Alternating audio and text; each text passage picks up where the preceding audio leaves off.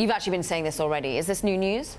It's not brand new news. We've been writing it especially this week. So we know that they were getting closer because the Justice Department, even after the state AG sued to block this deal, has come out and continued to negotiate. So we had a story yesterday saying that Dish, Charter and Altice are among the players who the Justice Department would be comfortable if Sprint and T-Mobile sold their assets to in order to get the deal done. So that to me says the Justice Department was always involved in these discussions.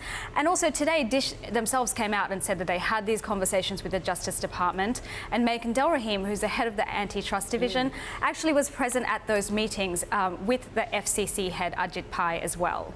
So does that mean that they're closer to concessions that would satisfy all the objectors out there?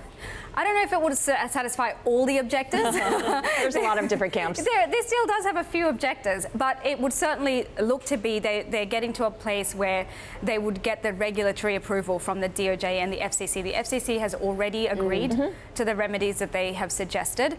What it would leave out are the state AGs who have come out and said that they would like to sue to block the deal.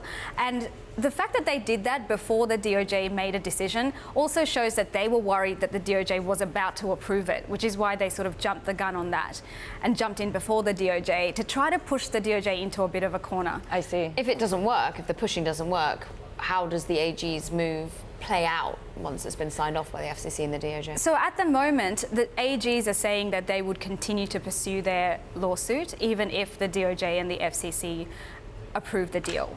But what it does do is that it does make their case a lot weaker when they go in front of court and the court says, well, there are two bodies whose job it is to look at this issue and they have said it's okay. The AGs could also try to settle with the company so they don't have to go to court. At the moment, you know, they're saying they want to. Yeah, they could get more concessions. They could get maybe a specific fund for rural coverage or 5G out to customers who now don't have it, something like that. So they could also ask for that. We also have to ask you about CBS. You follow media M&A, and CBS directors had a scheduled meeting today. Anything new on that front? So we know they were meeting this afternoon. They're just finished or finishing up around this time. So what's changed from last year is that Viacom is in a lot stronger position. We're waiting for CBS to formally say, okay, we'll re-engage on the talks.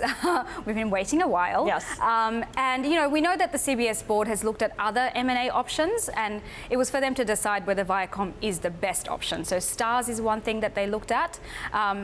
They didn't buy that. That was something that they looked at. But I think the market is expecting that the Viacom deal is the one that they would do, and that is something that, you know, we're expecting would happen this year. It's just they have to engage back in the talks. And the management mood music with the fact that CBS has had a rather big change at the top with Les Moonves, does that make things easier?